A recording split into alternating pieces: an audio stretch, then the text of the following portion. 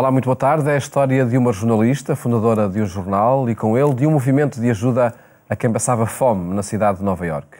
A sua autobiografia chegou agora às livrarias portuguesas e vai ser apresentada daqui a pouco por Joana Rigato. Antes, tempo para lhe mostrarmos algumas notícias que marcam a atualidade. Conhecer os bens culturais da Igreja pela internet, uma possibilidade através da plataforma de inventário online.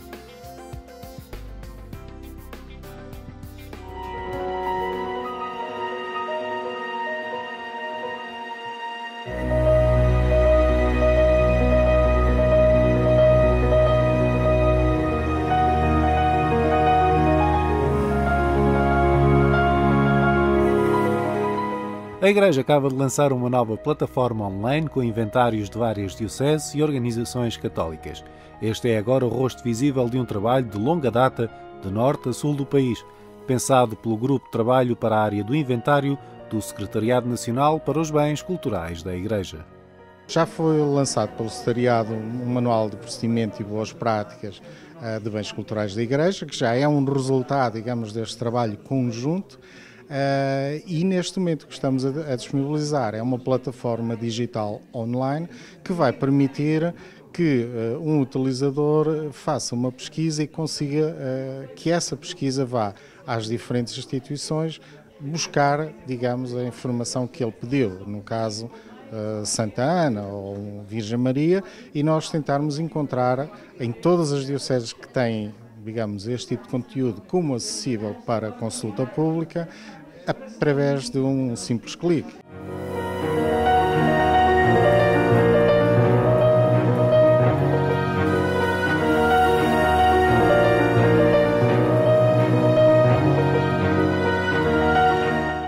A plataforma quer chegar a diferentes públicos. A nova ferramenta serve a investigadores, mas também interessa ao público em geral, em particular os crentes, tendo em conta a importância que a arte sempre teve na transmissão da fé nas comunidades católicas. Desde a simples pesquisa por um determinado termo ou por uma tipologia de património, eu retorno esses resultados e posso ficar simplesmente por ver a quantidade ou dar uma vista de olhos às fichas, mas posso ver pessoas que possam gostar muito de ver imagem ou zooms particulares, por exemplo, da orivesaria, paramentaria ou até pinturas. Portanto, há situações em que nós possibilitamos que sejam feitos zooms sobre a imagem, mas também depois, como disse, toda aquela parte de investigação.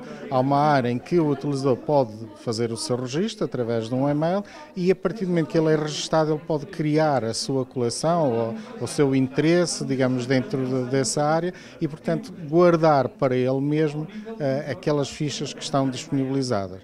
Isto é mais abrangente ainda se pensarmos que isso é possível numa plataforma que congrega várias dioceses e permitindo então que a minha coleção não seja só dos objetos de determinada diocese, mas de todas as dioceses que estão integrantes neste projeto. A nova plataforma abre com mais de 20 mil registros de inventário, um ponto de chegada, porque é a primeira vez que se apresentam e disponibilizam estes dados a todo o público, mas também um ponto de partida. O desafio agora é chegar a todas as dioceses de Portugal. A Associação Val da Acorda, Diocese de Setúbal, está a assinalar 25 anos de existência e apresentou um livro com diversas fotografias de um serviço dedicado ao outro.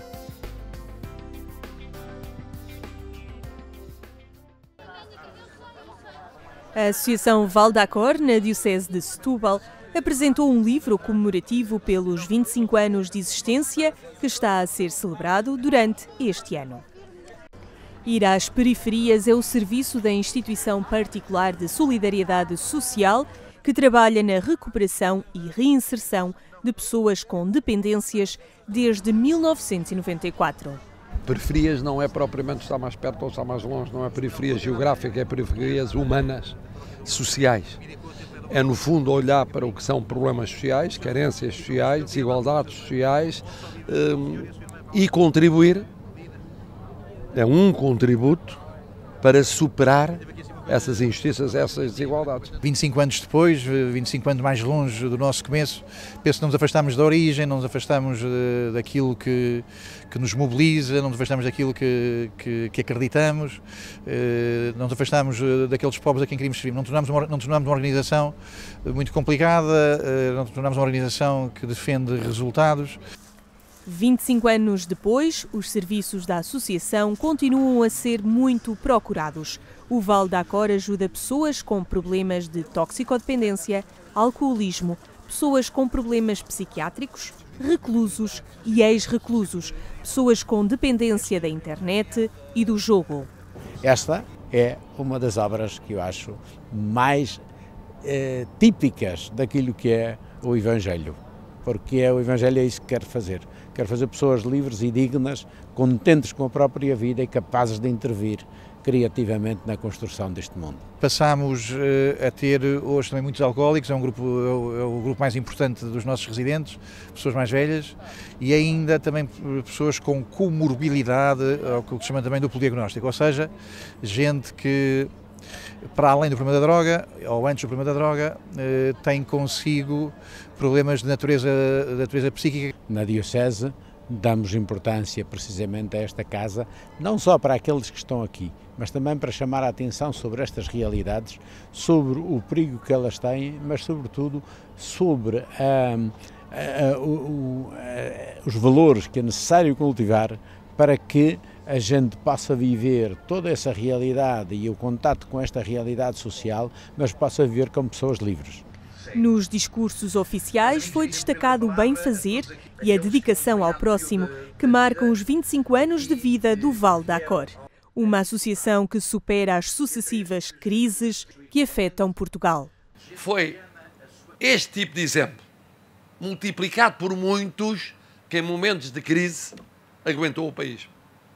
Que se pusermos os mais carenciados no centro dos nossos cuidados, programas e esforços, acabamos por encontrar caminhos de convergência e contribuiremos determinadamente para uma sociedade mais solidária e mais humana. É preciso coragem, muita coragem. E, portanto, as pessoas que aqui vão são as primeiras que merecem o nosso respeito e o nosso apoio e a nossa solidariedade. Mas também o podem fazer porque aqui, em Val d'Acor, encontram uma casa. Val d'Acor, uma porta de esperança. É o título da nova publicação com diversas fotografias da vida da associação, que foi apresentada na Quinta de São Lourenço, no Pragal, Almada. Um serviço captado pela lente de Rui Ochoa ao longo de 3 meses. O fotógrafo oficial do atual Presidente da República Portuguesa e que trabalhou durante muitos anos na comunicação social.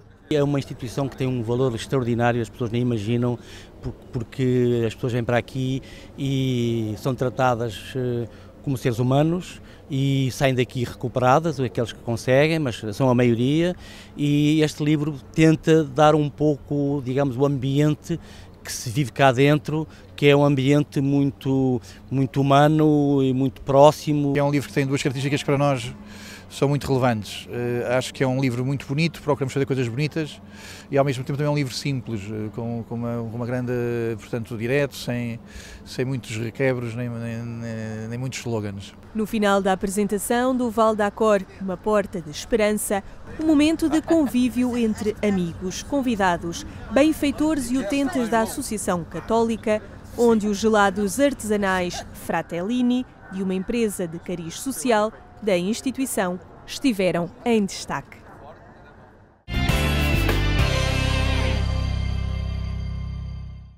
Acompanhe estas e outras notícias no portal da agência Eclésia. A Longa Solidão. Assim se intitula a autobiografia de Dorothy Day, apresentada na Feira do Livro, em Lisboa, por Joana Rigato, que está hoje no programa Eclésia. Cumprimento, boa tarde. Olá, boa tarde. Obrigado, Joana, por estar connosco. Quem era esta jornalista, militante e aquela que combatia a fome na metrópole de Nova Iorque? Dorothy Day era uma mulher sensível, cativada pela causa da justiça social desde muito, muito cedo. Nesta biografia, nesta autobiografia, nós vemos nas suas palavras a forma como ela sentia o chamamento para ajudar os mais pobres desde muito cedo, desde os seus 15 anos. E depois juntou-se aos movimentos mais da esquerda radical da época, isto no princípio do século XX, e até mais ou menos aos 25 anos ela esteve ligada aos socialistas, anarquistas, comunistas da altura e nos piquetes de greve, sempre junto dos mais pobres, daqueles que lutavam pela justiça. E depois teve uma conversão arrebatadora que transformou a sua vida no que diz respeito à sua parte espiritual, que estava desde cedo no seu coração, mas que ela não sabia orientar.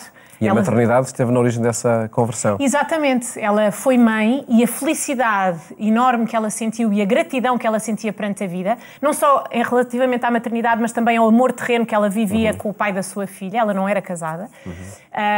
E ela vivia um estado de profunda contemplação da natureza e grande gratidão, e foi isso que a levou a identificar no Deus do catolicismo o alvo daquela vontade de transcendência que ela sentia desde sempre. E dizia que tinha que agradecer, mas não sabia a quem. Sim, exatamente. Mas ela sentia-se atraída pelas igrejas, por exemplo, e dava por si a ajoelhar-se, mas ao mesmo tempo ela considerava que a religião era o ópio do povo. Sim. E sentia que estava a atrair os seus princípios ao ceder à Igreja Católica enquanto instituição. E curiosamente também fala em que facilmente rezava a caminhar, mas tinha dificuldade em rezar ajoelhada. Mas ela depois deu por si a ajoelhar-se. Sim. E até diz, isto foi um ato da vontade. Às tantas eu dava por mim, era chamada para entrar nas igrejas e dava por mim ajoelhada e dizia, isto é um ato da vontade. Lembrei a Tilsum, não é? Sim. E depois, ela, enquanto já católica, sentia que devia encontrar uma síntese entre esta vontade de transformação social que ela sentia desde sempre e o contexto católico onde se inseria. E ela, na Igreja Católica, não encontrava ninguém que, de facto, quisesse transformar o mundo. Só havia uma caridade ocasional, mas havia aquela sensação de que era suposto tudo ficar na mesma. Ela fala de forma bastante polémica de como Jesus chamava a mansidão, felizes os mansos de coração, de como dizia aos pobres sempre os treigos convosco, e como parecia que toda a Igreja Católica usava isto como desculpa para manter as coisas todas como estavam. E é isso que ela quis transformar no contexto da Igreja. E daí veio a revolução do movimento que ela iniciou. E transformou-se o seu ativismo de sangue nessa causa social e na procura da justiça social. Ela aí teve um encontro providencial com um homem muito especial chamado Peter Moran, que era um hobo, era um homem que vivia praticamente como vagabundo, trabalhava em trabalhos ocasionais e vivia com a roupa que tinha no corpo, por convicção, era uma opção pela pobreza que ele vivia radicalmente na sua vida, e que tinha ideias muito bem definidas e bem trabalhadas acerca de como pôr em prática os ensinamentos da doutrina social da Igreja e as obras de misericórdia. E ele foi ter com ela e disse, olha, disseram que tenho de falar contigo, que tu és a pessoa certa para pôr em prática a justiça e o reino de Deus na terra. E ela, estranhamente, deu-lhe ouvidos. Ele era um homem muito especial, que falava para quem o ouvisse até no meio da rua. E ela levou-o a sério, deu-lhe crédito. E daquela união entre eles os dois, cooperação, nasceu o movimento do Catholic Worker, com o jornal, como já referiu, e também com as chamadas casas de hospitalidade, onde eles acolhiam todos os indigentes, todas as pessoas, os miseráveis que aparecessem, e que na altura, que era a altura da Grande Depressão, nos anos 30, eram muitos e desesperados, famílias inteiras, pessoas que tinham sido despejadas, não tinham onde dormir, o que comer, e eles começaram a acolhê-los na sua casa, na casa da própria Dorothy, onde ela vivia com a sua filha, e fundaram o jornal na cozinha da casa, e muitas vezes não tinham cama para onde dormir, porque aparecia sempre alguém que precisasse de uma cama e eles davam-lhes a sua. E com o tempo começaram a alugar outras casas para acolher os sem-abrigo, alugavam-nas com dinheiro que tinham e que não tinham e que confiavam que iria aparecer, e em pouco tempo já havia 200 casas de hospitalidade espalhadas pelos Estados Unidos, ainda hoje existem em muitíssimos países, o movimento alargou-se muito. E depois ainda uma terceira dimensão do movimento, tal como o jornal e as casas de hospitalidade, é as quintas para que as famílias pudessem viver em comunidade junto da terra. porque eles achavam que no regresso à Terra também é que estaria a resposta aos problemas que surgiam em âmbito urbano. E hoje em dia, com os problemas ambientais, parece-me até que devíamos recuperar esta ideia das quintas e da vida em comunidade junto à natureza. Era uma forma de reabilitar o ambiente e também as pessoas, e sobretudo Exatamente. as pessoas. A vida em comunidade, diz ela, que é a resposta para a longa solidão, que está aqui no título do livro. Somos todos profundamente solitários. E a vida em comunidade, com todos os desafios e as dificuldades que acarreta, porque ela não é de todo ingênua, ela descreve aqui as dificuldades muito concretas que todo este movimento exige enfrentar, mas essa resposta, o aceitar esse desafio da vida em comunidade é a resposta para a ansiedade de comunhão que o coração humano sente. Uma católica convertida por altura da maternidade, uma jornalista por vocação, de que forma é que ela, procurando o exercício do jornalismo, porque procurou, a páginas tantas da sua vida, não virou a cara ao lado de quem lhe bateu à porta, não por causa do jornalismo, mas porque precisava de alguma coisa para comer. Como é que ela foi aliando estas duas causas? Ela, como jornalista, sempre teve a dar voz a quem não tinha voz. Isso foi sempre o seu chamamento, desde os 17 anos. Sim.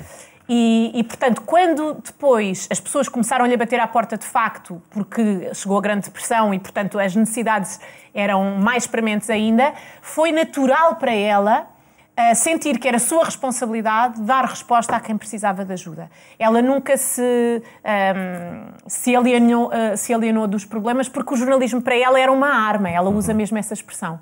O Papa Francisco refere-se ao ativismo da Dorothy Day, ao seu ativismo social e à sua paixão pela justiça e pela causa dos mais oprimidos como uma grande inspiração para o catolicismo nos Estados Unidos hoje. Exatamente. Não, e nos Estados Unidos e em todo lado. Claro que hoje talvez nos Estados Unidos ainda seja preciso mais recuperar a sensibilidade para quem está ao nosso lado e para o próximo. E ela, enquanto americana, sempre foi uma voz dissidente e foi uma voz inoportuna e que incomodava. Ela, por exemplo, era radicalmente pacifista e seguiu o seu pacifismo mesmo na altura da Segunda Guerra Mundial, quando os Estados Unidos estavam prestes a entrar na guerra contra os nazis. E isso fez-lhe até perder imensos amigos, imensos colaboradores do Catholic Worker, porque acharam que ela estava a ser demasiado radical. Quer dizer, perante o nazismo nós temos de pegar nas armas. E ela dizia, não, porque as obras de misericórdia vêm antes de qualquer outra coisa. E as obras da guerra são exatamente o oposto das obras de misericórdia. Em vez de vestir os nus, vamos despí-los. Em vez de dar de comer a quem tem fome, vamos destruir-lhe as colheitas e as suas casas e tudo. E, portanto, ela era radical em tudo, era radical nesse pacifismo, era radical na confiança na providência, era radical nas posses. Ela não possuía sequer privacidade. Ela partilhou desde sempre a sua casa com quem viesse. E a sua filha teve de crescer também assim. Muitas vezes ficava sem brinquedos porque eram espezinhados por alguém que chegava. E as pessoas não chegavam em boas condições. Chegavam os bêbados, os drogados, os humilhados e destruídos, os loucos. Portanto, pessoas que viviam na rua por muitas, muitas razões. E ela nunca fechou a porta porque ela via Cristo em cada um deles. Portanto, é realmente uma figura que tem de nos estabilizar a todos. E afirma essa possibilidade, de facto, de acolher e de promover a justiça. Esta autobiografia, claro, um texto escrito na primeira pessoa, é uma confissão que temos aqui de Dorothy Day. Exato, ela começa logo o primeiro capítulo, chama-se Confissão, porque ela diz realmente que não é fácil expor-se de forma tão transparente. Mas ela também não escreve nunca de outra forma. Ela é profundamente transparente e sincera quando admite as suas próprias faltas, as dificuldades, aquilo que lhe custou, as tentações. E nós aqui encontramos, de facto, uma exposição, uma confissão, mas sobretudo focada no seu encontro com Deus. Esta biografia não fala de tudo da sua vida, fala especialmente da forma como Deus se fez presente na vida dela desde muito cedo, apesar dela não vir de uma família praticante, e como ela sentia aquele chamamento a falar com esta figura. Ela fala da adoração como um aspecto fundamental do ser humano. O ser humano é feito para adorar, e ela sentia esse chamamento à reverência. E então esta autobiografia é sobretudo a história do seu encontro com Deus, da sua vida, e de como toda a criação também do movimento do Catholic Worker foi orientada por Deus. Depois, em português, também temos a biografia dela, Sim. feita por um companheiro do movimento do trabalhador católico, Jim Forrest, e que foi editada pelas Paulinas há uns anos atrás e que é também extraordinária. É um livro ótimo para compreender toda a história da vida de Dorothy Day de forma mais completa do que esta autobiografia, no sentido em que esta autobiografia, como eu disse, está focada só em determinados anos e com uma determinada linha orientadora. A biografia do Jim Forrest ajuda a compreender toda a sua vida, desde o princípio até ao final e até ao processo de beatificação que neste momento existe, para se reconhecer a santidade que já está. Por muito que ela não vida. Quisesse, não é? Exatamente, ela sempre disse que não queria ser chamada santa. Que afastava, não é? Era uma desculpa para as pessoas não fazerem aquilo que ela fazia. Ela dizia, não, quer dizer, todos nós somos chamados a fazer o mesmo, e além disso ela reconhecia as suas faltas, mas de uma maneira radicalíssima. Lembro-me de uma passagem em que ela diz, numa carta, porque também há livros com as cartas delas, há livros com páginas dos diários, enfim, há imensa bibliografia a que podemos aceder em inglês. Em português só temos estes 2 livros de que aqui falámos. Mas no livro de cartas, vemos numa carta dela ela a dizer: tão pouco desapegada que eu sou, que ainda hoje me lembro daquela primeira edição do livro não sei o quê que me desapareceu da minha estante. Ela tinha os seus livros nas estantes da casa onde passava toda a gente, uma casa aberta a quem aparecesse. Como é evidente, aqueles livros iam desaparecendo. E ela critica-se a si própria por ter ficado com pena de ter perdido uma primeira edição raríssima de um certo livro. Portanto, a autocrítica dela era realmente muito, muito forte e por isso também é que ela não queria ser chamada santa. Esta autobiografia, A Longa Solidão, é editada pela Lucerna, no primeiro volume de uma nova coleção, Calcutá. Também inspirador, de facto, o nome. Para uma resposta breve, até que ponto esta autobiografia inspira e deixa pistas para a concretização hoje do cristianismo, aquilo que ele tem de essencial? Sem dúvida que deixa, porque qualquer pessoa que leia a voz da Dorothy Day, que ouça a voz da Dorothy Day, vai se sentir interpelada a ver o que é que na sua vida, na sua situação concreta, poderá fazer pelos outros. Portanto, a maneira como ela respondeu a uma missão, um chamamento, de forma tão desapegada e tão radical, é inspiradora para nós pensarmos aqui o que é que me chama aqui e se ela conseguiu, às tantas sozinha, mãe solteira, como é que ela conseguiu fazer tudo o que fez? Eu não tenho desculpas para não tentar também. Portanto, realmente eu aconselho qualquer pessoa a ler a autobiografia da Dorothy Day. Fica esse desafio. Obrigado, Joana Rigado, por ter estado aqui no programa Eclésia a apresentar esta autobiografia de Dorothy Day, A Longa Solidão. Mais logo acompanhe a nossa edição na rádio, quando forem 22h45, na Antena 1. Votos de uma ótima tarde. Até amanhã, se Deus quiser.